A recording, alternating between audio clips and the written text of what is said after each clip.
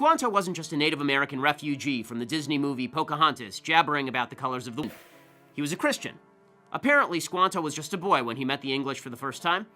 Spanish monks bought him, taught him Christianity.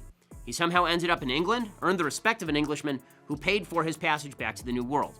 In 1619, Squanto finally went home. But by the time he got back, his entire village had been killed by disease. It was Christian Squanto, not Native Americans generally, who taught the Pilgrims how to farm. With Squanto's help, the Pilgrims survived to celebrate the first Thanksgiving in 1621. Remember when Thanksgiving was just about stuffing your face and avoiding awkward family convos? Now it feels like you need a PhD in history just to pass the gravy without getting canceled. Before we move on, I'd like to ask you a small favor. If you appreciate this content, please take a second to like this video and subscribe to the channel. Over 98% of you watch the videos without subscribing. It costs you nothing, but it makes a huge difference to us. So, did you click the subscribe button? Great. Thank you so much. Now, back to the video. If you're tired of feeling guilty every time you reach for that pumpkin pie, stick around. Ben Shapiro's about to give you the ultimate guide to defending Thanksgiving against the woke mob. Trust me, it's juicier than grandma's turkey. So you think you know the story of Squanto? Think again. This dude's life was crazier than a Hollywood blockbuster. Your teachers probably fed you some watered down version about a friendly Native American helping the Pilgrims grow corn. But the real story, it's a wild ride of kidnapping, world travel, and tragedy. Thanksgiving is almost upon us, and once again, we'll be treated to the usual dumbed-down version of the Thanksgiving story. White Europeans landed in America fleeing religious persecution, were too dumb to farm, and relied on the wise Native Americans to help them. The Puritans who came to Massachusetts on the Mayflower were not emissaries of religious tolerance. They actually left liberal Holland to push for, quote, the glory of God and advancement of the Christian faith, as it says right in the Mayflower Compact. He was promptly captured and sent back to England for training as a guide.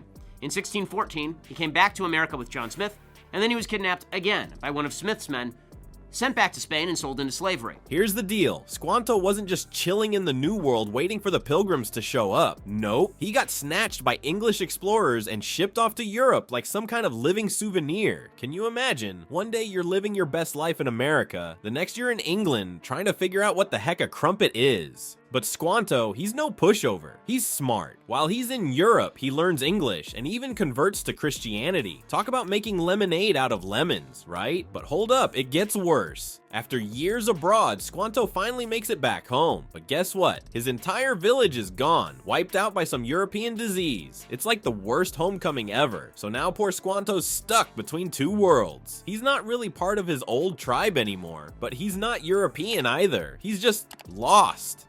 When he died 1 year later, he asked Bradford to pray for him so that he could, quote, go to the Englishman's God in heaven. Governor William Bradford wrote, quote, the failure of that experiment of communal service, which was tried for several years and by good and honest men, proves the emptiness of the theory of Plato and other ancients. But that wasn't the end of the story either. The Pilgrims had set up a massive obstacle for themselves. Their idea of a religious utopia was a giant commune.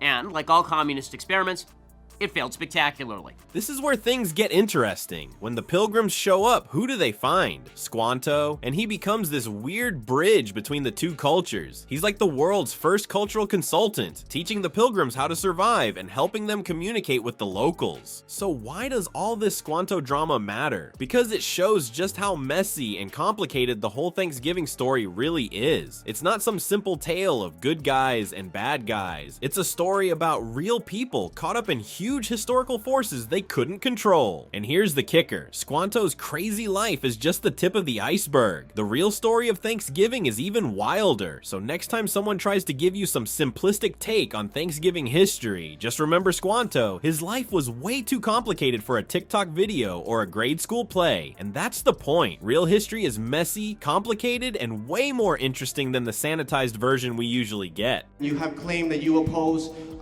medical transitioning for these children, namely and specifically to what normally happens is puberty blockers, which you have called, you called it child abuse. A damaging, irreversible procedure. Damaging, okay. Ben, are your children circumcised? Did you circumcise your children? Yes, I have two sons and they're both circumcised. Why would you do that? Isn't that kind of hypocritical? Why is violating the bodily autonomy of an infant acceptable to you? And I can say, I'm a owner and I can tell you, there's sensitivity right there, Ben, that is removed. You can be both circumcised and uncircumcised. You're going to have to choose. As far as the efficacy of a once it's circumcised, if you wish to get into the biology, I'm perfectly happy to just point at my 4 children I've been fruitful and I've multiplied. Alright, you think Squanto's story was wild? Wait till you hear what TikTok's cooking up about Thanksgiving. It's like they've thrown 200 years of history into a blender and hit puree. But hold up, before you swallow this historical smoothie, let's figure out what's really in it. TikTok's gone full turkey on Thanksgiving, pumping out videos claiming the holiday's all about celebrating genocide. But that's not what Thanksgiving was about at all. These TikTokers are mashing up a bunch of different historical events like it's some kind of tragic potato salad. And here's the deal, the first Thanksgiving wasn't some big bloodbath. It was more like an awkward office party where nobody really knows each other. You've got the Pilgrims on one side, the Wampanoag on the other, and they're all trying to figure out how to small talk over corn and venison.